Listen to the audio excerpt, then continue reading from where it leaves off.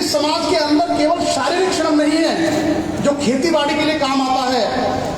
मैं थोड़ा सा पीछे जाके आपको अपने समाज की हिस्ट्री बता देता हूं। भारत के अंदर दो तरह की व्यवस्थाएं थी प्राचीन काल में।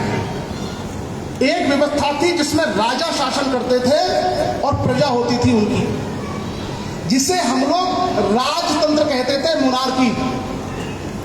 जैसे आपने नाम सुना होगा सम्राट अशोक, चंद्रगुप्त मौर्य, समुद्रगुप्त, हर्षवर्धन। एक तो यह व्यवस्था थी जिसमें राजा शासन करता था, जिसे हम राजतंत्र कहते थे। एक और व्यवस्था थी भारत के अंदर जिसमें कुछ लोग मिल करके अपनी व्यवस्था का संचालन करते थे, उसे कहा जाता था गणतंत्र।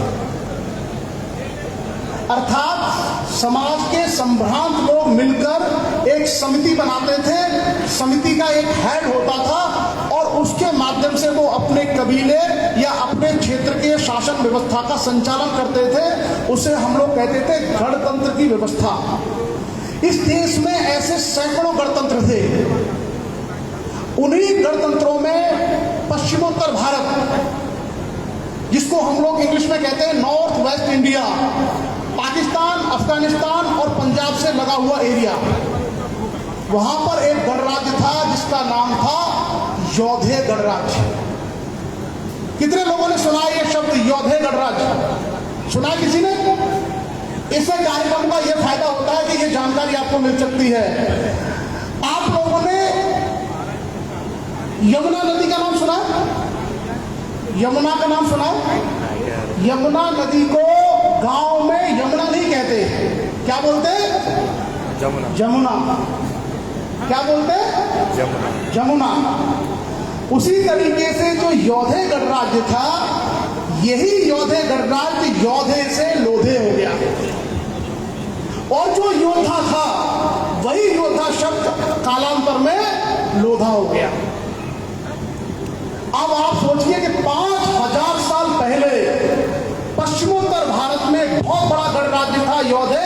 उस गणराज्य से पूरे देश में फैलने वाले लोधी समाज के लोग हैं जिन्होंने पहले हथियार और शस्त्र चलाए। इसलिए सारे पुराणों से लेकर के जितने हिस्टोरिकल एविडेंस हैं वहां पर उनको शास्त्रोपजीवी लिखा गया है, शस्त्र के साथ जीविका करने वाले। और जब समकालीन राजाओं का मुकाबला नहीं कर पाए तो वो खेती करने लगे। तो इस कौम के साथ दो चीजें बहुत अच्छी तरीके से जुड़ी हुई हैं। एक शौर्य, यानी शस्त्र चलाना, युद्ध करना, ये हमारा पूर्वजों का मुख्य पेशा था। और उसके बाद खेती करना। और किसी भी कम्युनिटी को अगर आपको जांचना है तो उसके बेसिक स्ट्रक्चर को आप देखिए। हमारे समाज के किसी गांव में आप जाएंगे तो आपको लोग आपस में झगड़ते मिलेंगे, भाई भाई से, चाचा ताऊ से, ताऊ भतीजे से। क्यों?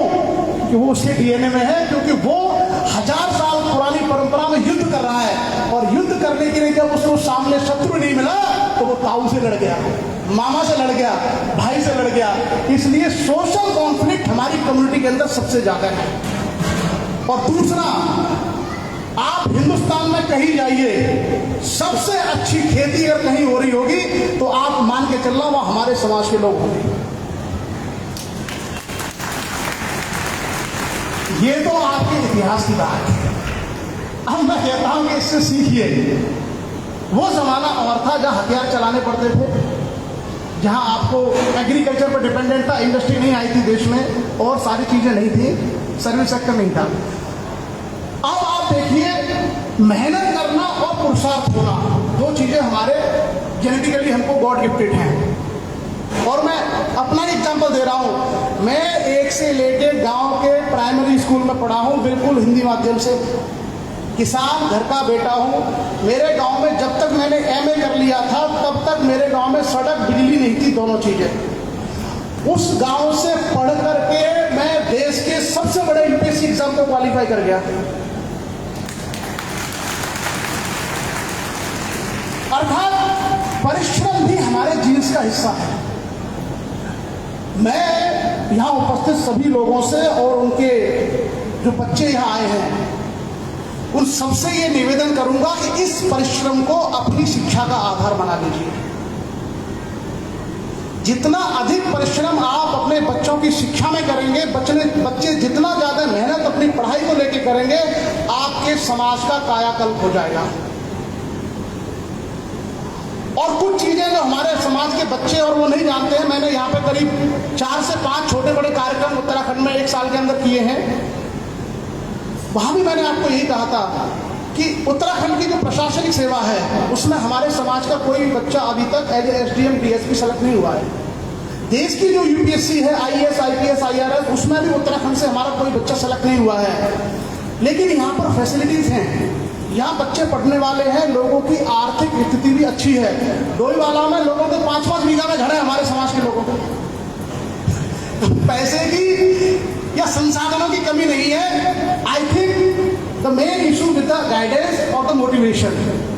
सो I would like to suggest all the students and the guardians कि आप लोग प्लीज एक बार अपने बच्चों को इस डायरेक्शन में जरूर लेके आइए, क्योंकि व्यवस्था देखिए चलती यहीं से है।